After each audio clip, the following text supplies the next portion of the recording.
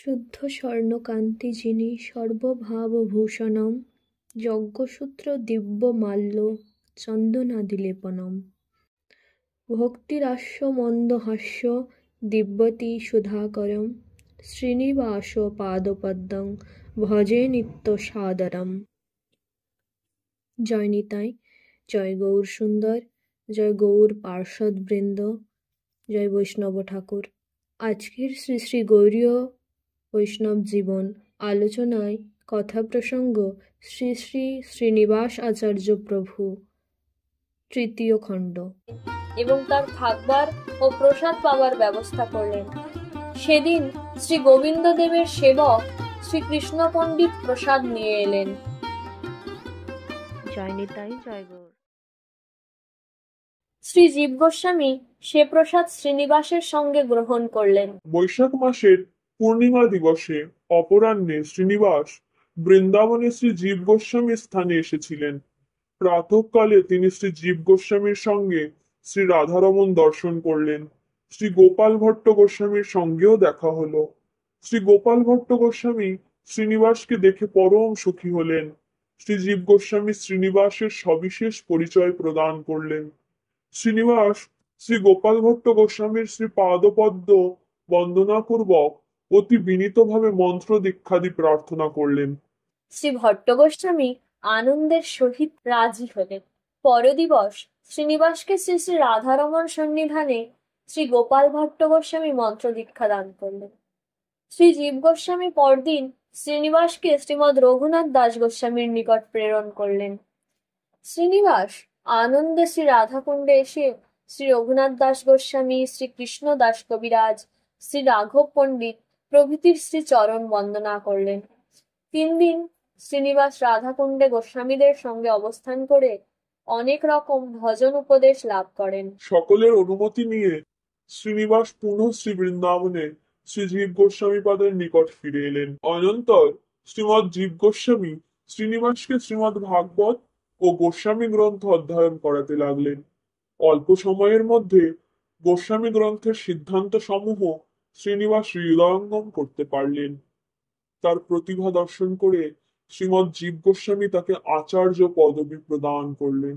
সেদিন থেকে তিনি শ্রীনিবাস আচার্য নামে গৌড়ীয় বৈষ্ণব সমাজে খ্যাত হলেন। শ্রীনিবাস আচার্য পূর্বে শ্রী নরোত্তমের নাম শ্রবণ করেছিলেন। শ্রীজীব গোস্বামীর নিকট তার সাক্ষাৎ দর্শন পেলেন। শ্রীনিবাস ও শ্রী নরোত্তমের মিলন হলো। চির সৌহার্দ্য ভাব জেগে উঠল। শ্রীজীব গোস্বামী শ্রীনিবাস ও শ্রী নরোত্তমকে শ্রী রাঘব গোস্বামীর সঙ্গে বন ভ্রমণের আদেশ দিলেন। শ্রী গোস্বামীর আদেশ পেয়ে তারা আনন্দে বন ভ্রমণে যাত্রা করলেন। শ্রী রাঘব গোস্বামী দাক্ষিণাত্য নিবাসী ব্রাহ্মণ। তিনি গৌর সুন্দরের একান্ত অনুরক্ত প্রিয়জন ছিলেন। শ্রীমৎ কবিকর্ণপুর লিখেছেন, শ্রী রাধা প্রাণরূপা যা শ্রী চম্পক লতা ব্রজে সাধ্য রাঘব গোস্বামী গোবর্ধনকৃত স্থিতি। পূর্বে যিনি ব্রজে শ্রী রাধার প্রাণসখী চম্পকলতা নামে পরিচিত ছিলেন, তিনি বর্তমানে শ্রী গৌর লীলায় শ্রী রাঘব গোস্বামী নামে অবতীর্ণ হয়েছেন এবং নিয়ত গোবর্ধন গিরিরাজে অবস্থান করে গিরিরাজের আনন্দ বর্ধন করছেন। শ্রী নরহরি চক্রবর্তী ভক্তি রত্নাকরের পঞ্চম তরঙ্গে শ্রীনিবাস ও শ্রী নরোত্তম ঠাকুরের শ্রী রাঘব গোস্বামীর সহিত শ্রী মথুরা মণ্ডলের 84 ক্রোশ ভ্রমণ প্রসঙ্গ অতি বিস্তৃতভাবে বর্ণনা করেছেন। শ্রীনিবাস ও শ্রী নরোত্তম শ্রী রাঘব গোস্বামীর সঙ্গে বন ভ্রমণ করে বৃন্দাবনে শ্রী জীব গোস্বামীর নিকট ফিরে এলেন। এমন সময় দুঃখী কৃষ্ণদাস অর্থাৎ শ্যামানন্দ প্রভু গৌড় দেশ থেকে ব্রজে এলেন। শ্রী জীব গোস্বামী তাকে দেখে বড় আনন্দিত হলেন। দুঃখী কৃষ্ণদাস শ্রী হৃদয় চৈতন্য প্রভুর প্রিয় শিষ্য। শ্রী হৃদয় চৈতন্য প্রভু স্বয়ং তাকে শ্রী জীবের নিকট পাঠিয়েছেন। দুঃখী কৃষ্ণদাস শ্রী জীব গোস্বামীর নিকট গৌড় দেশ ও উৎকল দেশবাসী ভক্তগণের কুশল বার্তা প্রদান করলেন। অতঃপর দুঃখী কৃষ্ণদাসের সঙ্গে শ্রীনিবাস আচার্যের ও শ্রী নরোত্তমের পরিচয় হলো। 3 জন সর্বগুণমণ্ডিত, পরস্পর চিরমৈত্রী ভাবযুক্ত। 3 জন শ্রী জীব গোস্বামীর নিকট গোস্বামী গ্রন্থ অনুশীলন করতে লাগলেন। এই সমস্ত গোস্বামী গ্রন্থ শ্রদ্ধালু প্রিয়জনগণকে অধ্যয়ন করাবো। শ্রীজীব গোস্বামীর অন্তরে এরূপ যে বাসনা ছিল তা যেন সিদ্ধ হলো। এ সময় ব্রজের গোস্বামীগণ মিলিত হয়ে ঠিক করলেন এই তিনজনের দ্বারা গৌড় দেশে গোস্বামী গ্রন্থ প্রচার করতে হবে।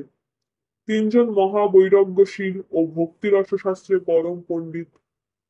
অতঃপর তিনজনকে আহ্বান করে গোস্বামীগণের আকাঙ্ক্ষা ব্যক্ত করলেন। তিনজন অবনত শিরে সে আদেশ পালন করতে রাজি হলেন।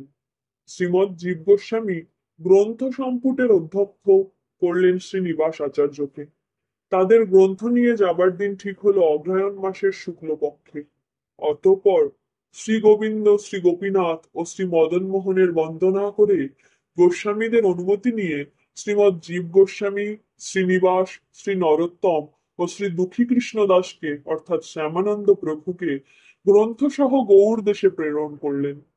গ্রন্থের গাড়ি রক্ষার জন্য উপযুক্ত রক্ষক পুরুষগণও চলতে লাগলেন। মথুরা থেকে সুপ্রসিদ্ধ পথ ধরে গাড়ি গৌড় দেশ অভিমুখে চলবার সময় বহু পথিকও গাড়ির সঙ্গে সঙ্গে চলতে লাগলো। স্থানে স্থানে বিশ্রাম, সংকীর্তন, ভোগরাগ প্রদান প্রভৃতি সুন্দর ব্যবস্থা ছিল। ক্রমে গাড়ি বনবিষ্ণুপুরে প্রবেশ করলো। বনবিষ্ণুপুরের অধিকারী ছিলেন দস্যু দলপতি বীর হাম্বির। তিনি চরের মুখে জানতে পারলেন যে বহু লোকজন সহ ধনরত্নপূর্ণ এক গাড়ি গৌড় দেশের দিকে যাবার পথে বনবিষ্ণুপুরে প্রবেশ করেছে। তাই তিনি স্থির করলেন গাড়ি লুট করতে হবে। এদিকে গাড়ি বিষ্ণুপুরে প্রবেশ করতে সূর্যদেব অস্তমিত হলেন। তিনজন মন্ত্রণা করে ওই নগরীর মধ্যে সরোবর তটে উপবন প্রান্তে বিশ্রামের ব্যবস্থা করলেন। সন্ধ্যায় তথায় সংকীর্তন নৃত্য আরম্ভ হলো। গ্রামের বহু লোক তা দেখবার জন্য ছুটে এলো।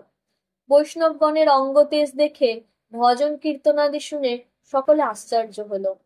রাজা বীর হাম্বির বারবার চর প্রেরণ করে খবর নিচ্ছেন, ভাবছেন বিধাতা বহুদিন পরে মনের স্বাদ মিটালেন। ক্রমে রাত্রি গভীর হলে বৈষ্ণবগণ প্রসাদ গ্রহণের পর গ্রন্থ পূর্ণ গাড়ির চারিপার্শ্বে শয়ন করলেন। সকলে নিদ্রিত হলেন। এ সময় দস্যুগণ সাবধানে গাড়ি থেকে গ্রন্থপূর্ণ সিন্দুকটি নিয়ে বরাবর রাজ অন্তঃপুরে এলে। রাজা গ্রন্থের সিন্দুক দেখে বিবেচনা করলেন তাতে বহু ধনরত্ন আছে। তিনি আনন্দে আত্মহারা হলেন। দস্যুগণকে ডেকে বস্ত্রভূষণাদি দিয়ে তাদের প্রশংসা করতে লাগলেন। শ্রী বীর হাম্বির রাজা মনে বিচারয়, এ গাড়ি পশ্চিম দেশের সুনিশ্চয়।